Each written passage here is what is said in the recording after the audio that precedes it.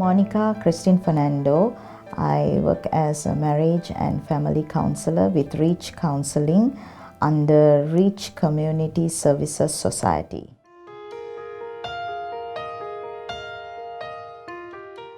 Verbal aggression is verbal and psychological attack on a person's identity or the personality.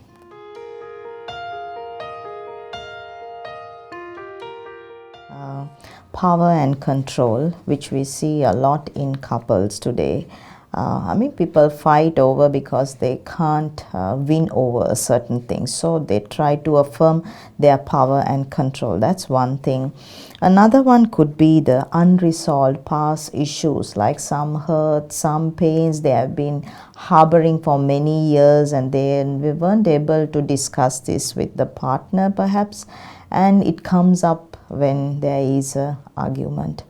Another area could be the patterns in their own family of origins. Like if you see the father talking aggressively to the mother, there's a very high tendency of the couple also to follow this kind of patterns. We bring our family of origin patterns. We don't bring anybody else's patterns. So this is something also could be an element. Another area could be a defense. Like when one is attacking, how can another one just be quiet? So as a defense mechanism, you tend to also become aggressive, and this also contributes to verbal aggression.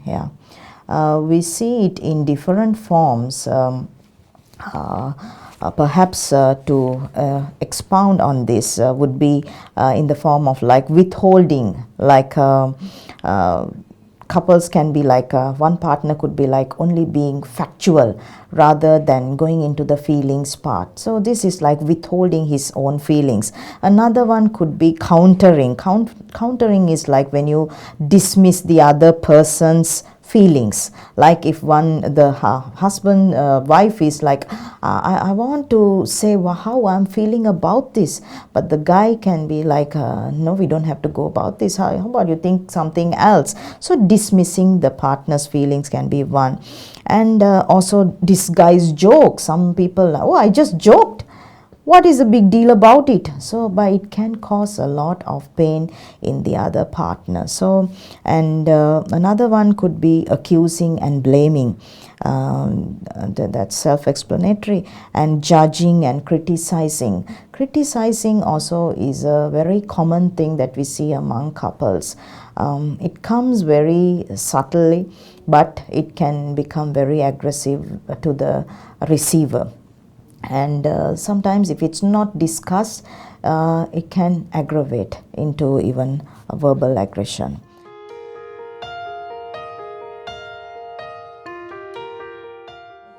When a couple is, of course it starts nicely, right? A couple gets into a communication pattern, and then in the process something is not met, unmet need, and then they go into a pattern where they raise their voice and they try to show their power and control, or some unmet need is being spoken in it hasn't been brought to the surface, but it's coming out of from the non-verbal side. And then there is criticism, there can be blaming, so that's when there is a little bit of aggression developing there. And then it can go into even like stonewalling, where one person is blaming or criticizing and the other person doesn't want to talk. Now that's not verbal, but it is non-verbal, but still it's aggressive. It's contributing to the communication loop. And then when there is this detrimental horseman like criticism, blaming, stonewalling, and contempt, like I'm right, you are wrong, you'd say whatever you want, these things can gradually develop into verbal aggression. And if it is not managed, like if couples don't call it a quit, what we tell couples to do is, when you feel that the detrimental horseman like criticism, blaming, stonewalling, and contempt is present, you call it a quit. If you don't call it a quit, it escalates.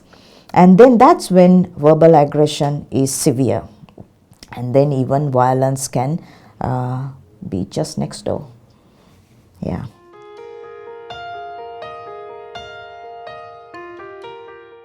So like what I mentioned, the four detrimental horsemen should be eliminated. So couples need to, when they feel that their communication is escalating towards an unhealthy pattern or there is aggression present, then they have to call it a quit. Now this is a very common thing that can happen in any form of relationship, but in the context of couple relationship they have to call it a quit. And afterwards they have to agree, like, okay, we take time, and after maybe 2 hours or in the evening we come back and talk about it, right?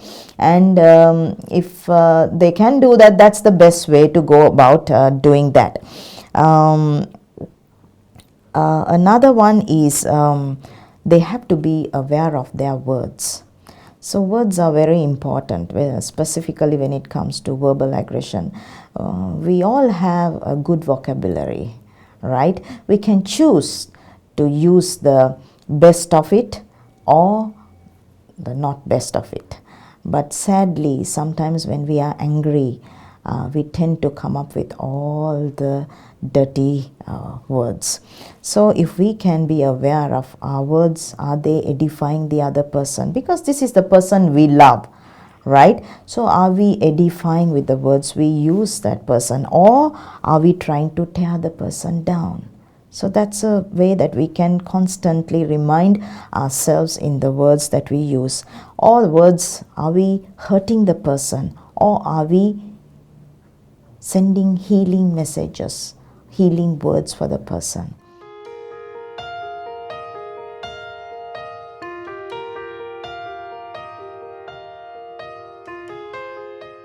Yes, I believe every couple tries their very best to solve their issues, and it is something that aches their heart also to go unresolved. So, but we see also couples who really struggle in this area, as to they try their best but they see themselves entangled in this vicious cycle and not being able to come out of it, and they are so stuck in the verbal aggression part and even seeing some form of violence. Now what we could do is, if we see, if what we could help our couples in is, if the couple feel that this is an ongoing thing, it's not stopping, it's not just once or twice, but if it's an ongoing thing and they can't and they need help, that's when they can seek counseling.